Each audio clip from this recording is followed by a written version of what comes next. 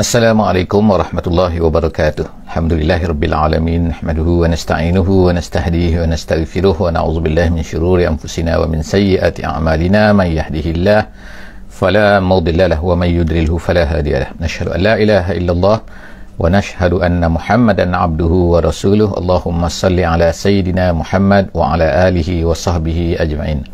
Alhamdulillah, bertemu kembali kita di dalam sesi tadabbur harian pada pagi ini. Alhamdulillah, kita akan bersama-sama insya-Allah pada pagi ini di muka surat yang ke-232. Kita akan bersama-sama untuk mentadabbur surah Hud ayat yang ke-89 sehingga ayat yang ke-97. Ayat yang ke-89 sehingga ayat 97. Dan kepada semua sahabat-sahabat semua yang bersama-sama dengan kita pada pagi ini, pagi Sabtu, untuk sama-sama membuka mushaf jika keadaan bersesuaian. Kalau dalam kereta, kalau dalam, jangan buka mushaf. Buka mushaf jika ada di rumah. Moga-moga kita dapat sama-sama menatap apakah yang disebutkan oleh Allah Subhanahu Wa Taala, perkataan yang disebutkan oleh Allah Subhanahu Wa Taala di dalam mushaf, di dalam Al-Quran kita pada setiap pagi, insya-Allah. Dan seperti biasa, insya-Allah kita mulakan dengan memohon daripada semua yang berada bersama-sama dengan kita pada pagi ini untuk memberi feedback suara dan juga gambar, insya-Allah. Moga-moga tak ada masalah, insya-Allah, pada pagi ini. Kita di muka surat 232. Jadi seperti biasa, insya-Allah saya akan bacakan sedikit daripada ayat ini untuk moga-moga kita diberkati pertemuan kita pada pagi ini, insya-Allah. A'udzubillahi minasyaitonirrajim. Bismillahirrahmanirrahim. Wa ya qaumi la yajrimannakum shiqaqi an yusibakum mithlu ma asaba qauma Nuh aw qauma Hud aw qauma Salih wa ma qauma Lutin minkum biba'id. Sadaqallahul azim. Hari ini kita akan melihat dalam muka surat 232 ni dua cerita. Yang pertama, kisah-kisah yang terakhir daripada apa yang berlaku kepada Nabi Saleh. Nabi Shu'aib. Dan yang seterusnya, insya-Allah kita akan tengok pula pada penghujung muka surat ini, kita akan tengok pula Allah Subhanahu Wa Taala memulakan bercerita kepada kita tentang Nabi Musa. Jadi insya-Allah kita melihat apakah yang berlaku di antara kata-kata yang berlaku, perdebatan yang berlaku di antara Nabi Shu'aib dengan kaum dia, iaitu kaum Madian. Kita tengok sini insya-Allah, Nabi Shu'aib ni berkata, ya kaum, wa ya kaum, dia kata, dan wahai kaumku, la yajrimannakum shiqaqi an yusibakum. Iaitu dia berkata la yajrimannakum, ni maknanya menjadi jahat, syiqaqi, perbezaan kita, iaitu tak setuju kamu dengan aku ni. Syiqaqi itu maksudnya syiqaqi, kau berpandangan macam ni, aku pandangan macam ni. Kau kata bahawa Tuhan tu begini, aku kata itu adalah salah, Tuhan tu begini kan. Sepatutnya kau sembah Allah Subhanahu Wa Taala, tapi kau tak sembah Allah Subhanahu Wa Taala.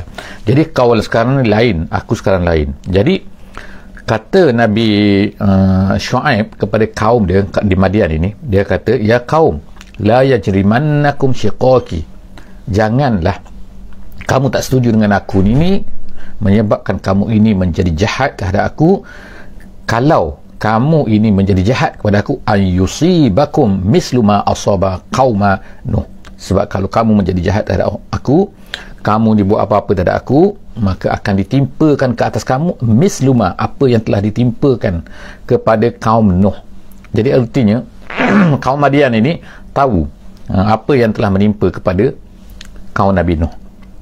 Jadi kisah Nabi Nuh ni maknanya sangat popular dah.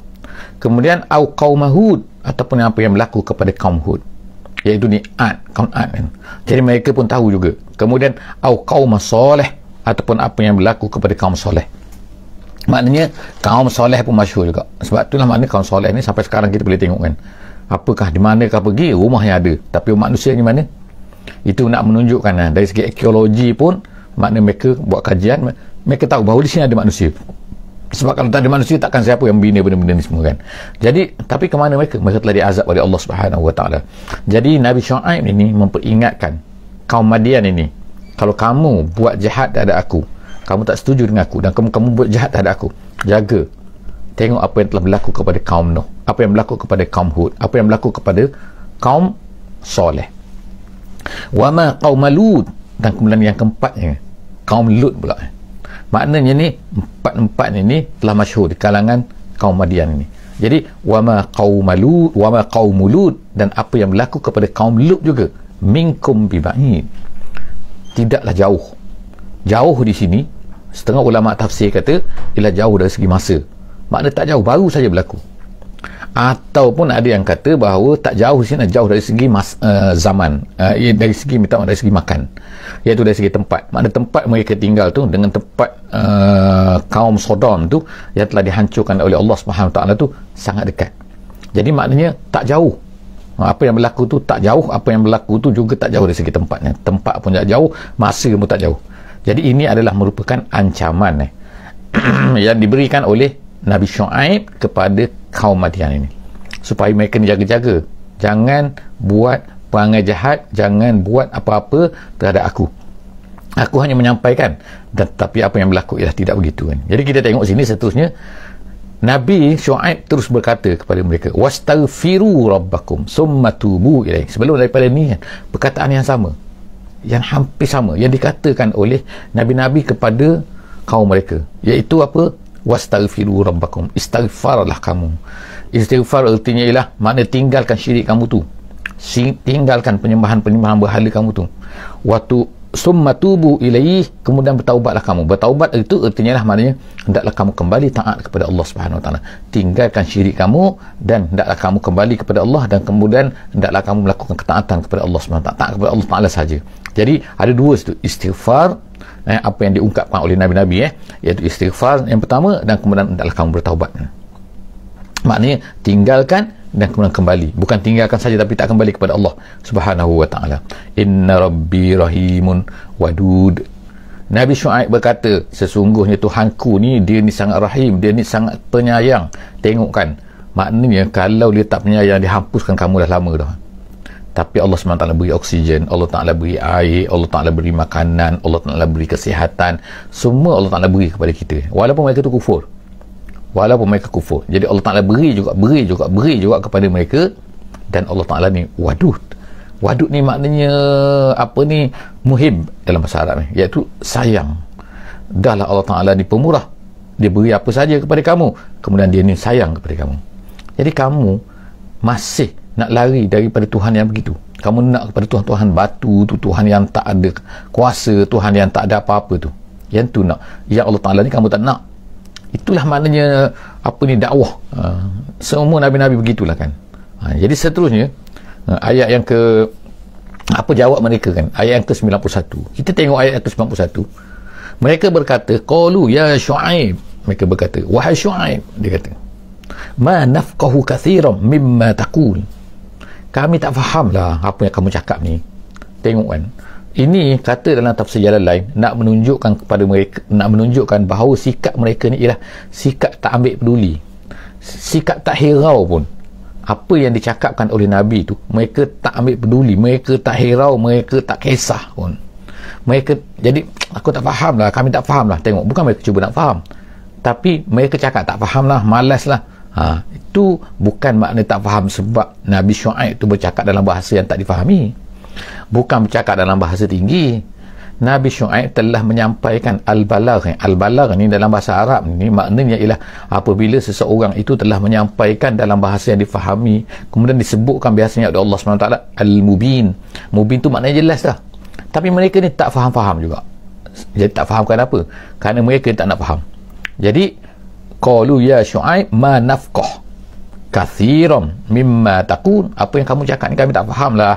Itu adalah menunjukkan sikap mereka yang tak nak ambil endahnya apa yang dibawa oleh Nabi Syuaib. Wa inna lanaraka fina dha'ifa. Perkara yang kedua mereka cakap, kami tak faham kamu cakap apa entah ni. Kemudian yang kedua dia kata apa? Wa inna lanaraka fina dha'ifa. Kami tengok kamu ni pun tak ada apa-apa pun, orang biasa je. Tengok, dha'ifa tu maksudnya lemah. Dha'ifa dalam tafsir Jalalain dia kata ialah zalil, makna hina, makna tak ada kedudukan pun. Jadi nak bercakap, jadi mereka ni bukan tengok betul ataupun tak betul. Mereka tengok orang yang bercakap tu. Orang bercakap ni, alah dia pun kan rendah, remeh, tak ada nilai dalam masyarakat kan, tiba-tiba nak bercakap lah kan. Jadi maknanya, jadi mereka kata, wa inna lanaraka fina dha'ifa, kamu ni lemah. Kemudian, walau la rahtuka la rajamnak. Tengok dia kata, hampir sama apa yang kita bacakan sebelum daripada ni. Dia kata, walau la rahtuka, kalaulah tidak kerana rahtuka. Rahtuka tu maknanya family maknanya. Kalaulah tidak kerana family kamu, anak saudara kamu, la rajamnak, nescaya kami akan rejam kamu. Artinya apa sini? Maknanya mereka ni tak takut Allah Subhanahu Wa Taala. Tapi mereka takut apa? Mereka tak takut perbuatan mereka. Cuma mereka tak buat jahat kepada Nabi Syuaib tu. Kalau tak yang ikutnya mereka nak rejam lah. Rejam tu maknanya melontar dengan batu sampai mati. Tapi oleh kerana Nabi Syuaib ni dia ada family. Jadi mereka kata, kalau tidak kerana family kamu, nescaya kami dah bunuh kamu dah. Gitu kan? Maknanya dahsyat kan? Jadi mereka takut kepada family, bukan takut kepada Allah Subhanahu Wa Taala. Bukan takut kepada mereka ni buat jahat, satu peniaga jahat ni. Jadi mereka kata, walaula rahtuka, kalaulah tidak kerana keluarga kamu, la rajamnak, nescaya kami dah rejam kamu ni. Wa ma anta alaina bi'aziz, dan kamu ni tak ada apa-apa pun. Aziz ni maknanya ialah tak ada hebat sangat pun kamu ni. Tak ada power untuk menolak apa yang kami nak buat kalau ikutnya. Jadi ayat 92, call, kata Nabi Syuaib kepada kaum dia. Apa kata dia? Dia kata qala, kata Nabi Syuaib, berkata dia, ya kaum, wahai kaumku, arahti a'azzu alaikum minallah, ada ke keluarga aku ni yang kamu takut, a'azzu, lebih hebat bagi kamu berbanding dengan Allah?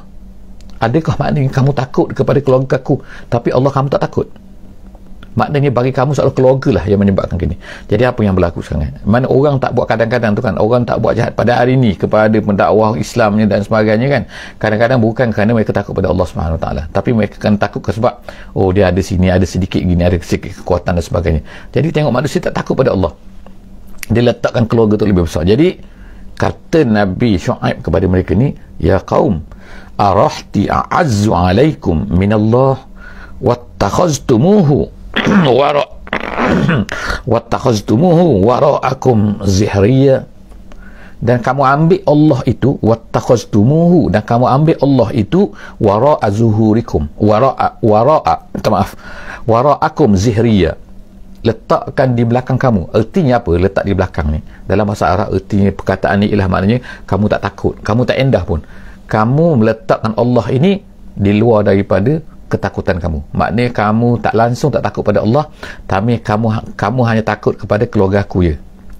Maknanya bagi mereka Allah ni bagi dia tak endah apa-apa kan. Kemudian inna rabbi bima ta'maluna muhit, ingatlah kan, sesungguhnya Allah Ta'ala dengan apa yang kamu lakukan ini adalah muhit. Muhit tu maknanya kita sebut sebelum ni adalah mengelilingi.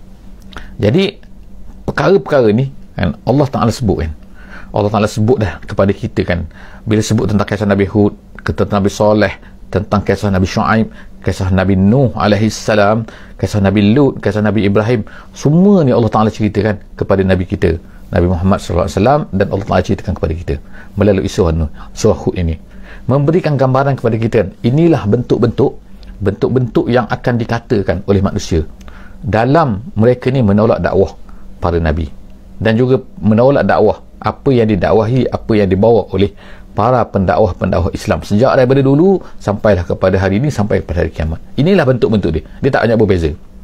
Cuma mungkin penggunaan dia berbeza. Mungkin sekarang ni guna media massa, menggunakan media sosial, mungkin menggunakan ini dan ini, tetapi bentuk dia sama je. Benda yang sama saja. Bendanya ialah apa? Ini tengok kan. Pandang ini tak ada nilai. Pandang orang yang buat Islam ni tak ada nilai. Pandang bahawa kalau tak kerana ni, nescaya mereka akan hancurkan. Mereka takut kepada satu benda yang lain, bukan kerana takut ni kan. Tetapi juga ulama-ulama mengambil kesimpulan, mengambil pengajaran secara tidak langsung daripada ayat-ayat begini, itu nak mengatakan apa? Iaitu pentingnya bagi orang-orang yang melakukan dakwah di jalan Allah Subhanahu Wa Taala ini, mereka ini kena menggunakan apa-apa yang ada mereka untuk melindungi mereka. Sebagai contoh di sini ialah Nabi Syuaib dengan family dia. Kalaulah tidak kerana family, nescaya tidak akan direjam. Jadi maknanya itulah secara tidak langsung kita juga adalah tidak salah untuk mengambil perlindungan kepada orang-orang yang nak melindungi kita, sebagaimana yang Nabi SAW buat semasa kita baca kan, masa Nabi SAW balik daripada Taif, Nabi mengambil perlindungan daripada orang Arab Quraisy sendiri yang nak menolong baginda Nabi SAW untuk masuk ke Mekah. Kalau tak, orang Mekah tak benarkan Muhammad ni masuk ke Mekah ni. Jadi kita tengok bahawa makna tidak salah untuk menggunakan perlindungan begitu. Jadi begitu juga kita menggunakan perlindungan yang diberikan, yang ditawarkan kepada kita, jika sekiranya dia tidak bertentangan dengan apa yang kita nak bawa. Seterusnya ialah Allah Subhanahu Wa Taala menceritakan kepada kita dalam ayat 93. Ayat 93, wa ya qaum, dia berkata lagi, wa ya qaum i'malu ala makanatikum inni amil. Selepas daripada dah berdebat panjang ni kan, berdebat ni kata macam ni, akhirnya Nabi Syuaib ni berkata kepada ni kesimpulan dia maknanya kan, kesimpulan daripada dah, dan ni bukannya dakwah 1 hari 2 hari kan, ni dakwah bertahun-tahun kan, sebagaimana apa yang berlaku kepada Nabi Muhammad sallallahu alaihi wasallam. Dah dakwah bertahun-tahun dah 10 tahun dah dakwah kepada orang Quraisy ni, mereka tetap juga tak nak terima. Akhirnya seolah-olahnya apa yang dikatakan Allah Ta'ala nak campurkan kepada diri Muhammad, diri Nabi kita sallallahu alaihi wasallam, bahawa macam inilah sikap kamu sepatutnya macam inilah juga, iaitu wahai kaum. Dah kalau kamu tak nak sangat, wahai kaumku, i'malu ala makanatikum. Kalau macam tu, buatlah apa yang kamu nak buat. Gitu. I'malu ala makanatikum. Kamu nak perangai macam tu, perangai kan, teruskan perangai. Inni amil, tapi adakah jika sekiranya kamu berterusan dalam keadaan macam tu, kamu akan fikir bahawa aku akan stop? No, dia kata inni amil. Nabi Syuaib kata, aku akan terus bekerja dengan apa yang aku faham. Allah Ta'ala memerintahkan aku untuk menyampaikan. Jadi sekarang ni akan aku terus menyampaikan, tak kira apa yang berlaku. Kamu nak buat, buatlah. Kamu nak lawan, lawanlah. Kamu nak seksa aku, seksalah kan. Tapi aku akan tetap amil. Jadi dia kata, ya qaum i'malu ala makanatikum, kamu buatlah kerja kamu nak buat, kamu nak halang-halanglah, tapi inni amil, aku akan terus buat kerjaku. Saufa ta'lamuna man ya'tihi azabun yukhzih. Nanti kita akan tahulah, kata. Nanti kamu akan tahu nanti. Kamu akan tahu apa? Man ya'tihi azabun yukhzih wa man huwa kazib. Nanti kita akan tahu siapa yang akan kena azab dan siapa yang penipu. Akukah penipu ataupun kamu semua penipu? Yang kamu katakan. Nak tengok saja, adakah aku kata apa yang aku cakap ni penipu, tipu, tak betul? Cuba nanti kita tunggu, tak apa. Sama-sama kita tunggu. Itu juga adalah merupakan amaran kan. Dan juga ajaran daripada Allah Subhanahu Wa Taala kepada Nabi kita dan juga kepada kita semua kan. Apakah sepatutnya perasaan kita bila kita menghadapi keadaan macam ni? Orang menolak kan. Kita nak cerita Islam yang betul kan. Tiba-tiba orang menolak. Kita tak kacau dia. Kita tak kacau mereka kan. Kita hanya memberitahu sebagaimana orang beritahu kan. Sama seperti orang beritahu apa-apa yang lain kan. Memberitahu benda ini dan sebagainya atas dunia. Orang bercakap kan. Kebebasan bersuara. So bercakap. Jadi kita pun nak bercakap. Tapi kenapa orang nak marah apabila kita berkata satu benda, tapi satu benda yang lain orang tak marah kan? Jadi bila bercakap tentang perkara yang betul kan, yang mana hidup mati mereka ditentukan, mereka akan mati kan, akan berjumpa dengan Allah SWT. Tapi mereka ni tetap juga tak nak marah pada kita, bahkan nak menyeksa, bahkan nak menghalang. Kita tengoklah atas dunia sekarang kan, usaha besar-besaran oleh kuasa-kuasa besar kan, untuk menghalang orang-orang yang nak mengajak kepada Islam ni kan. Jadi sebab mereka faham bahawa benda-benda yang kita ajak ni adalah, jadi Allah SWT juga nak menguji kita kan, bahawa nak tengok kita ni setakat mana usaha kita, setakat mana kecekalan kita, kesabatan kita, adakah kita ni berputus asa ataupun tidak. Jadi kita harap insya-Allah kita jangan berputus asa. Jadi Allah SWT ceritakan kisah Nabi-Nabi kepada kita ni, iaitu akan terus inni amil, aku akan terus bekerja, saufa ta'lamun. Jadi itu anggapan kita, itu perasaan kita. Kita katakan, kalau boleh katakan, kamu akan tahulah nanti siapa yang betul dan siapa yang akan datang azab kepada dia. Kemudian wartakibu inni ma'akum raqib, tunggulah. Irtakibu ni maknanya, wartakibu ni maknanya intaziru. Tunggulah. Tunggulah apa? Tunggulah akibat daripada apa yang kamu lakukan ni. Jadi wartakibu inni ma'akum raqib, aku juga akan tunggu. Tak apa, kita sama-sama tunggu. Kita akan tengok kan, siapa betul siapa salah kan. Aku memang yakin aku kan betul kan, tapi kamu akan tengok nanti kan. Seterusnya ayat 94, Allah Subhanahu Wa Taala berkata, walamma ja, ini adalah pengakhiran daripada apa yang berlaku kepada kaum Madian. Allah Ta'ala utuskan Nabi Shu'aib, kemudian Allah Ta'ala perintahkan kepada menyampaikan apa yang patut dia buat, apa kesalahan-kesalahan mereka, tinggalkan kesalahan-kesalahan kamu ini. Jadi Allah SWT, walamma ja'a amruna, apabila telah datang amruna, kita sebutkan bila kisah Nabi-Nabi, bila sebut walamma ja'a amruna, maksudnya ialah apabila telah datang tempoh masa kebinasaan tiba. Itu amruna, apabila datang keputusan daripada Allah, apabila datang amaran keputusan Allah Subhanahu Wa Taala, datang arahan daripada Allah Subhanahu Wa Taala. Walamma jaa, apabila telah datang amruna, urusan kami, iaitu perintah kami, iaitu penghancuran kami, azab kami, najjayna Shu'aib. Allah SWT kata, najjayna Shu'aiban wallazina amanu ma'ahu, kami selamatkan Shu'aib. Sebagaimana sebelum-sebelum daripada ni, Allah Ta'ala selamatkan Nabi Nuh, Allah Ta'ala selamatkan Nabi Saleh, Allah Ta'ala selamatkan Nabi Hud, Allah Ta'ala selamatkan Nabi Lut, Allah Ta'ala selamatkan juga sekarang ni Shu'aib. Jadi wa najjayna Shu'aiban wallazina amanu ma'ahu birahmatin minna, dengan rahmat daripada kami, dengan hidayah daripada kami.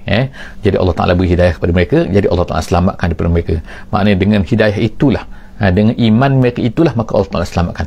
Kita yakin bahawa Allah Ta'ala selamatkan kita, insyaAllah. Walaupun kita kemungkinan atas dunia ni kan, atas dunia ni nampak macam hina, nampak macam ni dihinakan, nampak macam ini dan sebagainya kan, tetapi di akhirat Allah Ta'ala akan selamatkan orang-orang yang beriman dan juga orang-orang yang mengajak manusia lain kepada Allah Subhanahu Wa Ta'ala, yang berpegang kepada Al-Quran, berpegang teguh kepada Al-Quran. Jadi Allah SWT sebut, iaitu dia kata wallazina amanu ma'ahu birahmatin minna wa akhazatil lazina zalamus sayhah.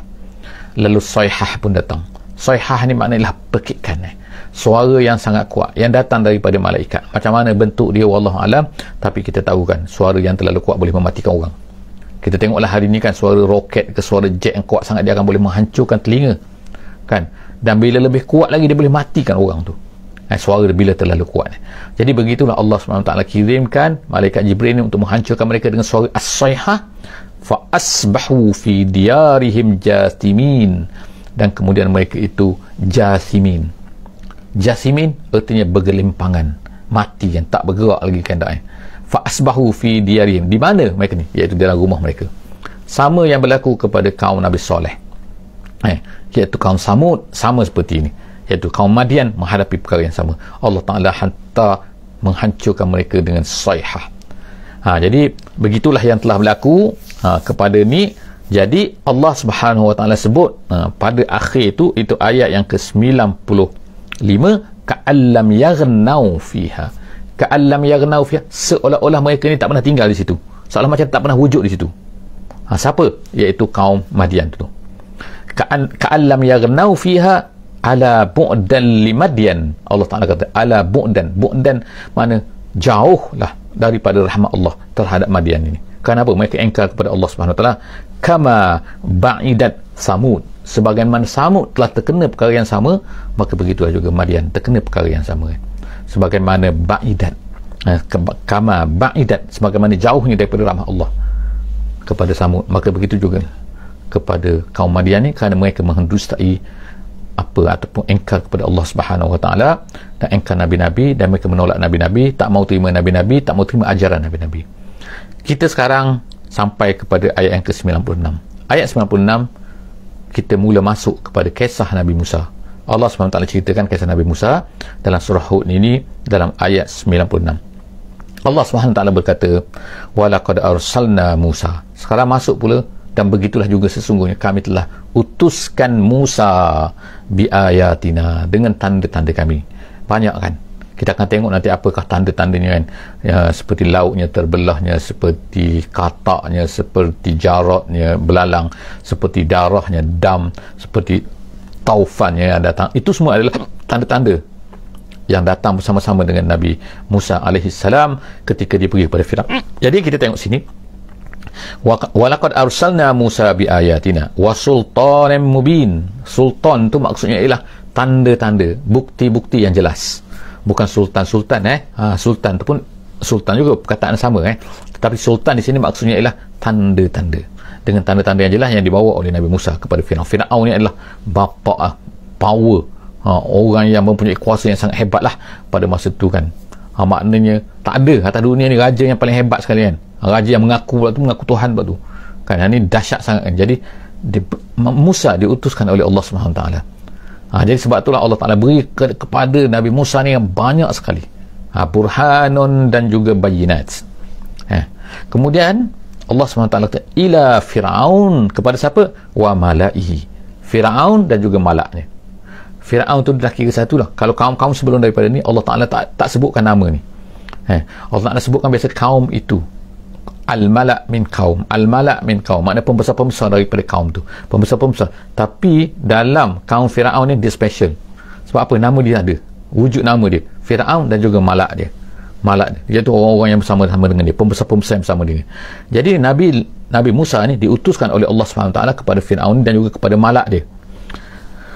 Jadi dia kata fattaba'u amr Fir'aun, mereka semua ni mengikut ni malak-malak dia ni kan, orang-orang bawahan dia ni, pembesar-pembesar ni semua mengikut Fir'aun tu.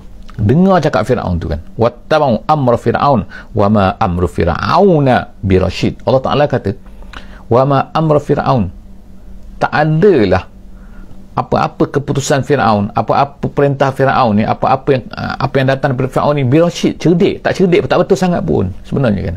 Semua tu tak betul pun, tapi mereka ni ikut juga kan. Kekuasaan dia, kehebatan dia, bodek dia dan macam-macam lagi kan, benda-benda kan yang mana menyebabkan mereka ni ikut cakap Fir'aun. Jadi Allah SWT kata dah kan, Allah kata Fir'aun ni memang tak rasyid, tak cerdik pun, tak betul pun apa keputusan-keputusan dia, tapi mereka ikut juga. Apakah yang berlaku seterusnya selepas daripada ni? Kita akan tengok apa yang diceritakan oleh Allah Subhanahu Wa Taala dalam surah Hud. InsyaAllah kita sambung di ayat yang ke-98, InsyaAllah di muka surat 233 dalam sesi akan datang. Aku qauli hadza wa astaghfirullahalazim li wa lakum. Kita sudahi sesi kita dengan membaca surah Wal Asri. Bismillahirrahmanirrahim. Wal asri innal insana lafi khusr illa allazina amanu wa amilus solihat wa tawasaw bil haqqi wa tawasaw bis sabri. Wassalamualaikum warahmatullahi wabarakatuh.